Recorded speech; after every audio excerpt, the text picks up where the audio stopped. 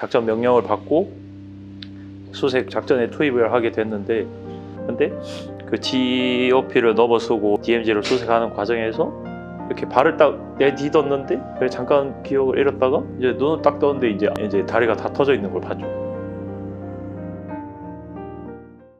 7년 전 북한 목함 지뢰 도발 사건 DMZ의 영웅 하재헌 중사님을 모셨습니다. 네, 반갑습니다. 네, 안녕하세요. 네. 혹시 간단한 자기소개 좀 부탁드려도 될까요? 저는 지금 현재 장애인 조정 선수로 활동하고 있는 하재헌이라고 합니다. 현재 서울주택도시공사 소속으로 이제 일하고 있죠. 요즘 또 근황이 어떻게 되시는지 좀 궁금해하시는 분들 좀 많을 것 같아요. 지금 소속 팀에서 이제 매일 평일에는 이제 매일 훈련을 하고요. 저기 하남 미사리에서 이제 조정 연습을 계속하고 또 시합이 있으면 시합도 나가고 그렇게 지금 열심히 살고 있습니다. 열심히 하고 갖고 있던 꿈이 조정 선수가 아니라 또 다른 꿈을 갖고 계셨다고 하셨는데 혹시 그게 어떤 거셨을까요? 원래 꿈이라는 거는 또 자주 바뀌는 거잖아요. 원래 어릴 때는 이제 제가 또 야구 선수를 또 꿈꿔왔었고 그걸 또 준비하다가 또 뭐 이제 또 몸도 좀 그 당시에 많이 안 좋았고 야구 선수로서 가기에는 좀 힘든 게 많아가지고 이제 다른 직업을 또 찾다가 이제 군인에 또 꽂히게 된 거죠. 그래서 군인이란 직업이 또 되게 매력 있고 또 이제 나라를 지키는 그런 게 또 멋있잖아요. 그래가지고 이제 군인을 해보자. 그 당시에 꿈은 이제 그냥 부사관으로 지원을 했으니까 원사로 이제 만기 전역 해가지고 그냥 그렇게 평범하게 좀 살아가는 게 꿈이었죠. 만기 전역 하시고 이제 생활하시는 게 이제 원래 목표셨던 거네요. 그쵸, 입대하고 나서. 그렇죠. 원래는 이제 그 부대 동기들한테 장난식으로 얘기했던 게 나는 원사 만기 제대해가지고 관광버스를 한 개 사서 버스 기사를 할 거다. 그러면서 이제 막 산악회 아줌마들이랑 놀러 다니고 그런 꿈을 꾸고는 있었죠. 어떻게 보면 되게 소소한. 그렇죠. 소소한 그게 얼마나 생각이죠. 되게 평범하고 그러한 건데 원래 평범한 게 힘들다잖아요. 지금 2022년인데 어떻게 7년 전 15년 이제 8월 4일 날 이제 북한의 살상용 이제 목함 지뢰 도발 사건이 있었잖아요. 그때 당시 상황이 좀 어땠는지 좀 듣고 싶은 분들이 많으셔가지고.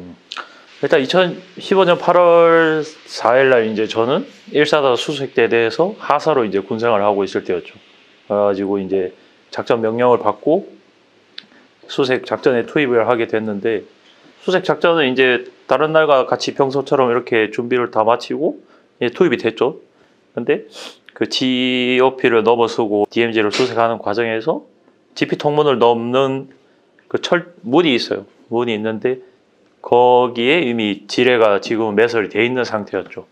그 문 기준으로 북쪽에 2발, 남쪽에 1발이 매설이 돼 있었는데 일단 김정은 중사가 먼저 그 통문을 열고 들어갔어요.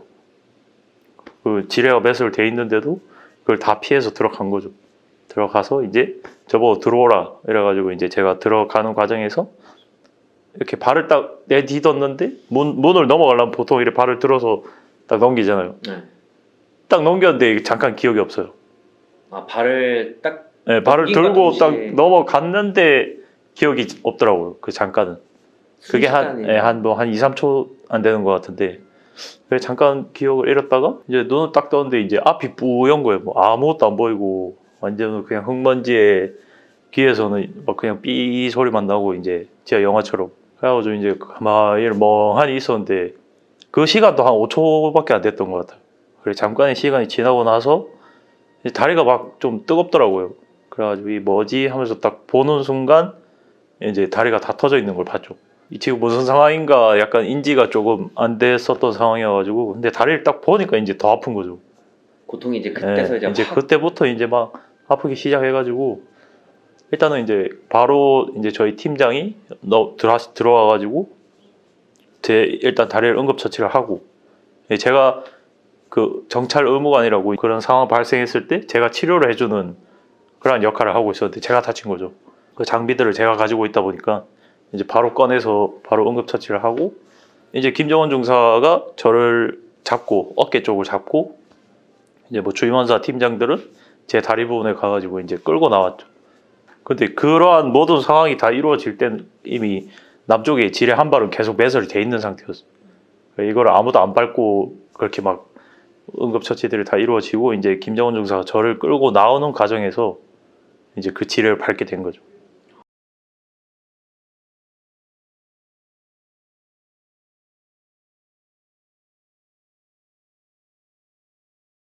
그게 이송 중에 이제 네. 터지게 된 거예요. 그렇죠. 이제 그러니까 저는 이렇게 어깨 부분을 잡히고 저는 누워 있고 이렇게 끌려 나오다 보니까 선배 발이 제 등 쪽에 있을 거 아니에요.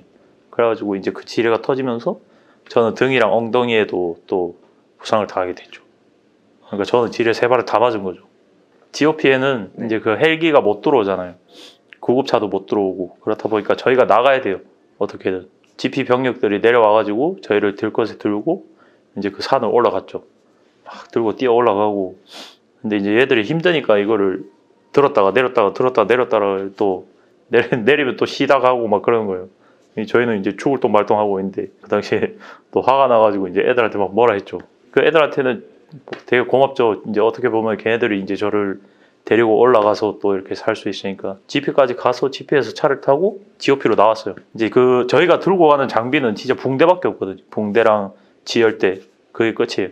일단은 GOP 의무부사관이 이제 다시 이제 소독을 좀 하고 또 간단한 응급처치를 마친 후에 헬기를 타고 바로 병원으로 이송이 됐죠. 그 과정들이 1시간 안에 다 이루어졌어요. 그 짧은 시간 안에 모든 게 다 그렇게 이루어졌던 거예요. 그렇죠. 그래가지고 그 골든타임이라고 있잖아요. 네. 보통 1시간 기준으로 잡는데 그런 모든 과정들이 1시간 안에 다 이루어져가지고 좀 가다출혈도 좀 막을 수 있었고 그랬던 거죠. 아까 말씀하신 것처럼 들것에 이제 들려왔다고 하셨잖아요. 거기 길 자체가 굉장히 험난한 걸로 알고 있거든요. 일단 다 산 지형이고 하다 보니까. GP 병력들은 제가 알기로는 GOP를 들어가서 이제 콘크리트로 돼 있는 거기를 가잖아요. 그 GP 주변만 이렇게 수색을 하죠. 근데 저희는 GOP를 들어가면은 거기서부터 이제 산길로만 다니는 거예요. 눈에 띄면 안 되니까. 그렇죠. 거기는. 네. 눈에 띄면 저희는 그 도로로는 다닌 적이 한 번도 없어요. 그런 산길로 다니다 보니까 그냥 그 저희가 미리 이렇게 어떻게 보면 개척을 해놓은 수색로 외에는 이제 거의 다 지뢰밭이라고 보면 되죠. 그래가지고 제 동기 한 명이 또 안타깝게 이제 지뢰를 밟은 애가 있는데 그 친구는 그 수색로에서 이제 무전을 보낸다고 이제 옆으로 한 발짝을 벗어났어요. 근데 거기에 지뢰가 있었던 거죠. 혹시 그 지뢰가 터진 거는 이제 도발 사건 전의 사건? 아니요, 저희 사건 후에 딱 한 달에 안 됐을 거예요. 한 8월 말에 그랬으니까. 근데 다행히 저희 사건 때문에 원래는 이제 그 수색로를 개척을 해놓은 데는 지뢰가 없으니까 이제 지뢰화를 다들 안 신어요. 이제 모든 인원이 그 지뢰화를 신고 작전에 임하기에는 많은 제한 사항들이 있다 보니까 근데 이제 그 저희 사건이 터지고 나서 이제 지뢰 더신을 다 신어라. 얘를 가지고 이제 그 친구는 다행히 지뢰 더신을 신고 있어가지고 좀 부상이 덜했죠. 아, 그냥 어떻게 보면 뒤꿈치 정도만 좀 떼내는 정도? 수색 나갈 때마다 좀 불안하거나 그러진 않으세요? 처음에는 그런 게 없었죠. 이제 수색로는 저희가 이미 개척을 해놓은 수색로고 이제 비가 뭐 심하게 오거나 이러면은 이제 그 수색로를 다시 지뢰 탐지를 해요.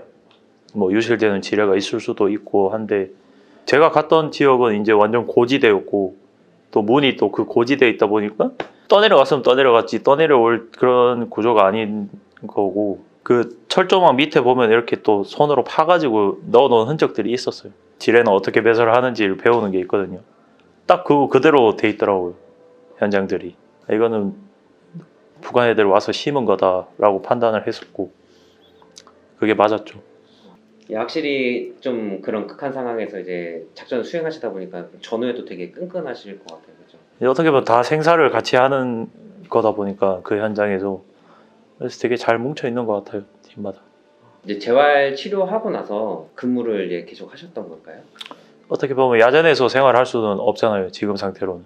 그렇다 보니까 이제 국군 수도병원에서 이제 원무과에서 행정 일을 하면서 다쳐서 이제 전역하는 친구들 보상을 해주는 업무를 맡았었죠.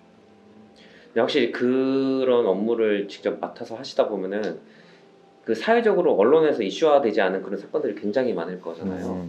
그런 병사들도 굉장히 많죠.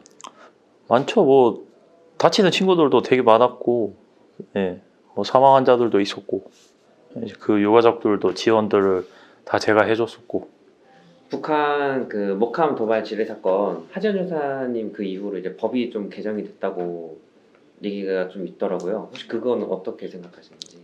저로 인해서 이제 그러한 법들이 좀 좋게 개정이 됐으니까 좋은 거죠. 공무원들이 이제 뭐 다쳐가지고 만약에 뭐 다른 병원에서 진료를 한다 그러면은 최대 30일밖에 지원이 안 됐어요. 저처럼 이렇게 중증은 30일 안에 다 모든 게 치료가 되지 않잖아요. 그렇다 보니까 이제 그 법을 개정해서 최대 2년까지 지원을 할 수 있게끔 바뀌었고, 제가 이제 국가유공자를 등록했을 때 이제 공상 판정이 나서 또 문제가 있었잖아요. 근데 그것도 이제 군법에는 명시가 돼 있었는데 보훈처법에는 안 돼 있던 거예요. 그래가지고 이제 그거를 똑같은 거를 이제 만들었죠. 군에서도 허용이 되면은 보훈처에서도 허용이 돼야 된다.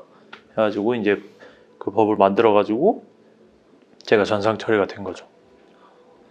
뒤늦게라도 그렇게 좀 좋게 개정이 된 게 어떻게 보면 한 발짝 그래도 좀 나간 게 좀 있긴 하겠네요. 그렇죠. 뭐 아직 개선돼야 될 부분은 많다고 생각을 하는데 이제 그렇게 뭐 하나씩 뭐 바뀌어가는 거는 좋은 과정이죠.